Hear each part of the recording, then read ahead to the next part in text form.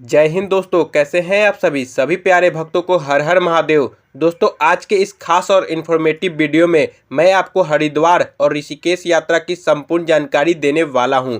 दोस्तों, आज के इस वीडियो में हरिद्वार और ऋषिकेश को एक साथ कवर करूंगा, क्योंकि मैक्सिमम लोग हरिद्वार के साथ साथ ऋषिकेश को भी कवर करते हैं। अगर आप भी हरिद्वार और ऋषिकेश दर्शन की प्लानिंग बना रहे हैं तो यह वीडियो आपकी बहुत हेल्प करेगा। इस वीडियो में हम जानेंगे आप यहां तक कैसे पहुंचेंगे, यहां पर रुकने के लिए होटल या धर्मशाला कहां पर लेना चाहिए, दर्शन और घूमने का सही तरीका क्या रहता है, आप यहां पर कहां कहां घूम सकते हैं। इस पूरी यात्रा को कवर करने के लिए आपको कितने दिनों का प्लान करना चाहिए और वीडियो के लास्ट में बात करेंगे बजट की। तो फिर कंप्लीट इन्फॉर्मेशन के लिए वीडियो को पूरा जरूर देखें। तो चलिए जानते हैं आपको सबसे पहले कहां आना चाहिए। दोस्तों, मैं आपको एडवाइस करूंगा आप अपनी यात्रा को हरिद्वार से शुरू करें। यहां पर दर्शन और घूमने के बाद में फिर आप ऋषिकेश के लिए जा सकते हैं। यहां तक आने का जो सबसे अच्छा और सस्ता तरीका रहता है वह रहता है ट्रेन का। हर प्रमुख स्टेशन से आपको यहां पर डायरेक्ट ट्रेन मिल जाएगी।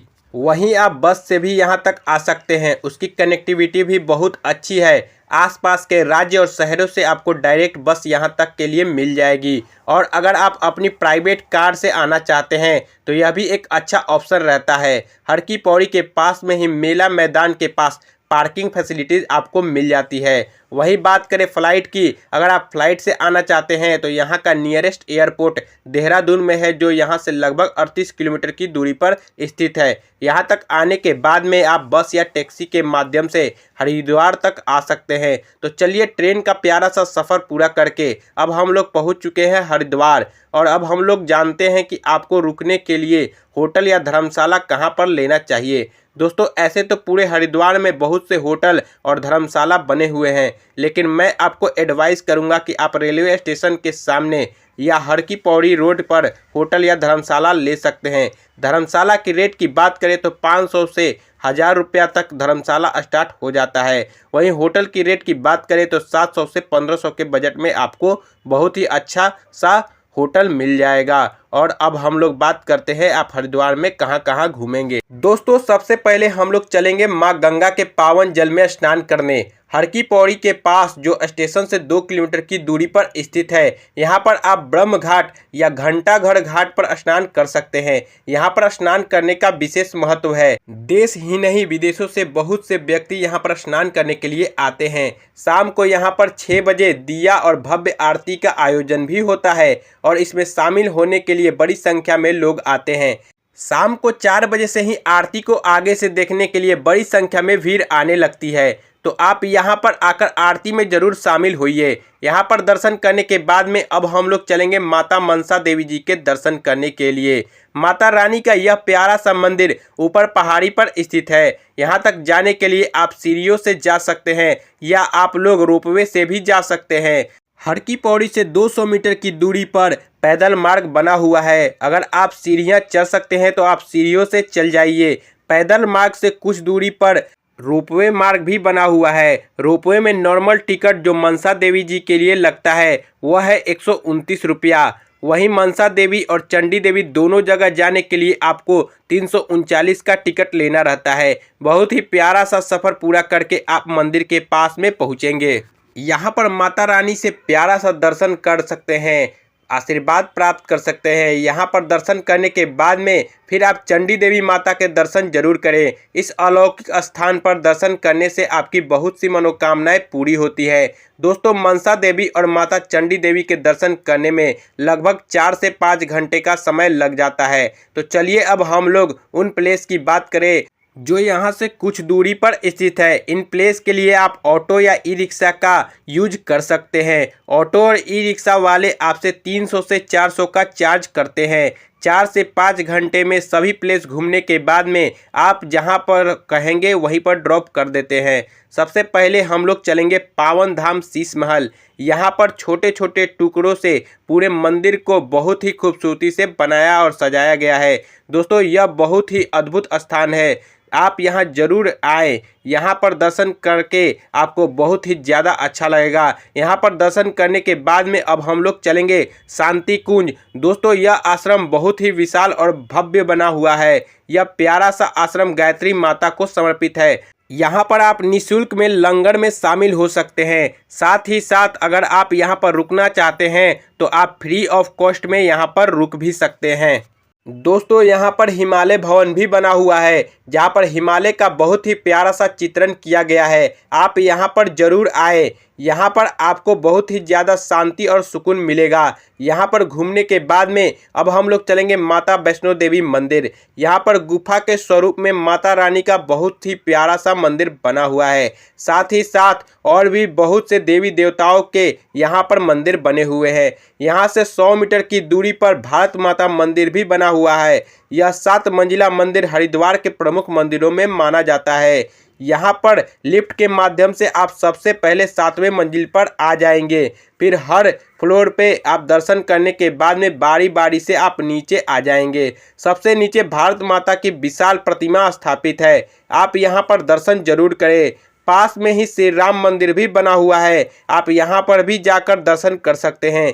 दोस्तों इन मंदिरों के अलावा आप कंकल साइड में वाले मंदिर को भी कर सकते हैं। कंकल साइड में भी बहुत सी प्रसिद्ध और फेमस मंदिर बने हुए हैं।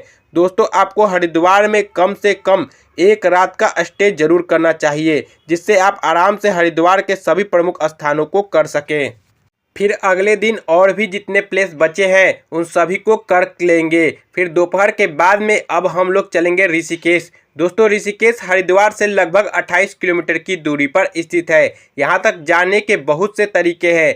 आप बस, टैक्सी या ऑटो, टेम्पो या ट्रेन के माध्यम से भी पहुँच सकते हैं। यहाँ तक पहुँचने के लिए 30 से 60 रुपये का किराया लगता है। वहीं दोस्तों अगर आप पहले ऋषिकेश आना चाहते हैं तो आप आराम से पहले ऋषिकेश भी आ सकते हैं। ऋषिकेश में बहुत ही वेल कनेक्टेड बस स्टैंड बना हुआ है। दिल्ली, हरियाणा, पंजाब और आसपास के राज्य और शहरों से ऋषिकेश तक के लिए आपको सभी प्रकार के बसेस मिल जाती हैं। तो यहाँ पर बहुत ही प्यारा सा योगनगर ऋषिकेश रेलवे स्टेशन भी बना हुआ है। तो आप आराम से ट्रेन के माध्यम से भी यहाँ तक आ सकते हैं। लेकिन दोस्तों आपको मैं एडवाइस करूँगा कि पहले आप हरिद्वार को कवर कर ले, फिर उसके बाद में आप ऋषिकेश को घूमने जा सकते हैं। तो चलिए अब हम लोग पहुँच चुके हैं ऋषिकेश, और अब हम लोग बात करते हैं कि आपको कहाँ रुकना चाहिए। दोस्तों ऐसे तो पूरे ऋषिकेश में होटल और धर्मशाला बने हुए हैं। मैं आपको एडवाइस करूंगा आप बस स्टैंड के आसपास होटल या धर्मशाला ले सकते हैं। वही आप चाहे तो यहाँ राम झूला या लक्ष्मण झूला के आसपास भी होटल या धर्मशाला ले सकते हैं। धर्मशाला की बात करें तो 800 से 1500 के बजट में बहुत ही अच्छा सा धर्मशाला मिल जाएगा। वहीं अगर होटल की रेट की बात करें तो 1000 से 2000 के बजट में बहुत ही अच्छा सा होटल भी ले सकते हैं। वहीं अगर आप फ्री में रुकना चाहते हैं तो आगे वीडियो में मैं आपको फ्री में रुकने का भी तरीका बताऊंगा। शाम को सबसे पहले हम लोग चलेंगे राम झूला। राम झूला ऋषिकेश का सबसे प्रमुख स्थान है। यह प्यारा सा पुल माँ गंगा को एक किनारे से दूसरे किनारे पर जोड़ता है।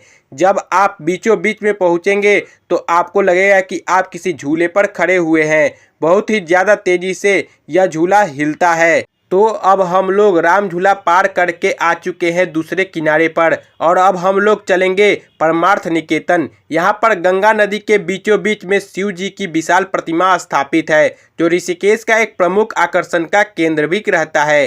शाम को 6 से 7 बजे के बीच में यहाँ पर भव्य आरती का आयोजन भी होता है। आरती में शामिल होने के लिए बड़ी संख्या में भीड़ यहाँ पर उपस्थित होती है। यहाँ पर आश्रम भी बना हुआ है। यहाँ पर आप जरूर घूमिए, आपको यहाँ पर बहुत ही ज़्यादा अच्छा लगेगा। दोस्तों आप अगर यहाँ पर रुकना चाहते हैं तो आप यहाँ पर फ्री ऑफ कॉस्ट में रह भी सकते हैं। वहीं पास में ही गीता भवन भी बना हुआ है। यह भी बहुत ही अच्छा सा आश्रम है। अगर आप यहाँ पर भी रुकना चाहें तो आप यहाँ पर भी आराम से फ्री में रह सकते हैं। यहाँ पर घूमकर आपको बहुत ही ज़्यादा अच्छा लगेगा। इन प्लेस पर घूमने के बाद में रात में हम लोग अपने होटल में आराम करेंगे और अगली सुबह हम लोग चलेंगे नीलकंठ महादेव जी के दर्शन करने के लिए, जो ऋषिकेश से लगभग 30 किलोमीटर की दूरी पर स्थित है। आपको बोलेरो मिल जाती है, जिसमें आने जाने का 150 से 200 रुपये का चार्ज करते हैं। मंदिर में दर्शन करने के बाद में आपको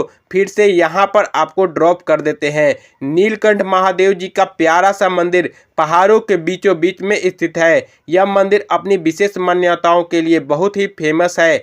यहाँ पर दर्शन करने से आपकी सभी मनोकामनाएं पूरी होती हैं। इसकी भव्यता देखकर आपका दिल और मन को बहुत ही ज़्यादा शांति मिलेगा। यहाँ पर भव्य आरती का आयोजन होता है। यहाँ पर आरती में शामिल होने के लिए बड़ी संख्या में भीड़ उपस्थित होती है। तो दोस्तों, आप ऋषिकेश में भी एक नाइट का स्टे जरूर बनाएं, जिससे आप ऋषिकेश के सभी प्रमुख स्थानों को आराम से कर ले।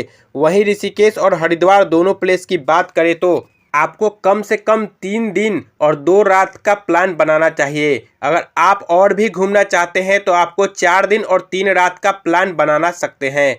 चलिए अब बात करें कि हरिद्वार और ऋषिकेश आने का सबसे अच्छा समय कौन सा रहता है। दोस्तों, ऐसे तो पूरे साल ही हरिद्वार और ऋषिकेश में भीड़ बढ़ी रहती है, लेकिन अब दिसंबर, जनवरी, फरवरी या मई या जून में आप यहां पर घूमने आ सकते हैं। यह टाइम यहां पर घूमने के लिए बेस्ट टाइम माना जाता है। तो चलिए अब हम लोग बात करते हैं सबसे ज़रूरी क्वेश्चन, बजट की। दोस्तों, अगर आप 3 दिन और 2 रात का प्लान बना रहे हैं तो आपका बजट 4000 से 5000 पर पर्सन के बजट में बहुत ही अच्छे तरीके से कवर कर लेंगे।